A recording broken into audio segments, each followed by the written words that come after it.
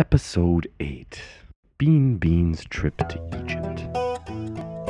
ابدأ اللخنة. Part 1. The Pyramids of Giza. ذهب بقشيش خمس falafel algebra the decimal writing system. One day, Bean Bean woke up to an uncomfortable elbow into her chin. It was her mama doing makeup again. So silly. Oh well, she went back to sleep. Bean Bean woke up to a man singing a song in a deep voice.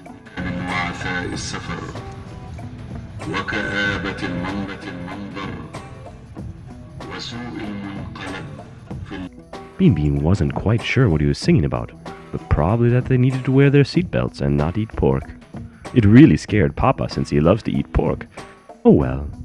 Bean Bean next woke up in a van, and she saw brick and concrete buildings, a lot of garlic, watermelons that looked like balls, chew in Chinese, a horsey, and a Minnesotan who had just arrived from the blistering cold and was still wearing her winter parka. Such a small world. When Bean Bean and her parents arrived at their hotel, they saw many men in suits smoking. It turned out they were watching a wedding, with ladies dancing with candles on their head, and a happy man playing a small trombone.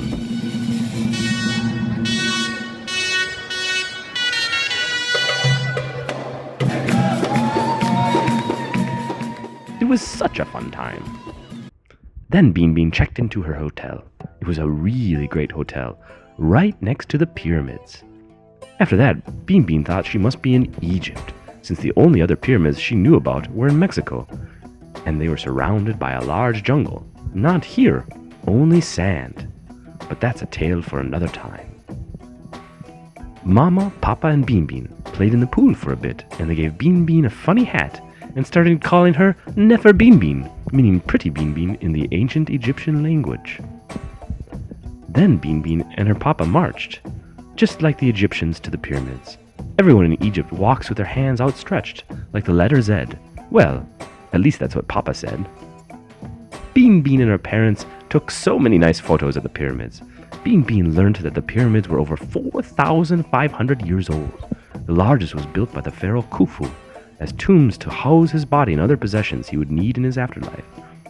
The pyramids were also discovered to be sort of the first welfare project, which was used to give farmers work when they couldn't plant or harvest. You see, Egypt was a perfect place for one of the world's first civilizations. Though a bit too sunny for Bean Bean, the weather is great. It's never cold and they always have water, brought by the Nile River. And the Nile was a super dependable river, which divided the Egyptians' lives into 3 distinct seasons.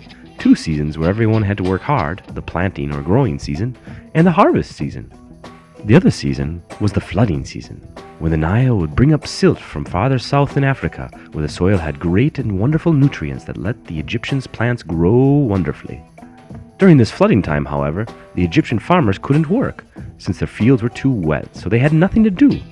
Since Egypt was so wealthy, the great pharaoh Khufu thought that a great way to occupy his subjects would be to give them jobs building a great building tipped in gold, representing the sun with its triangular beams shining down.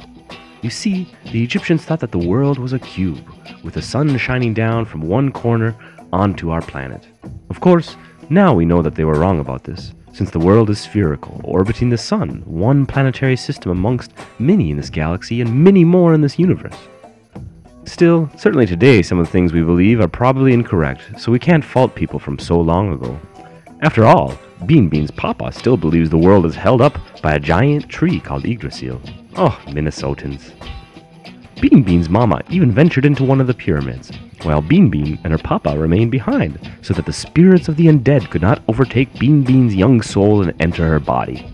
Bean Bean's mama entered the ancient tomb, scrambling down a rutted path to a small concrete tube, where a man in pajamas told her she must make an offering called bakshish in Arabic, so that she could take as many photos as she liked.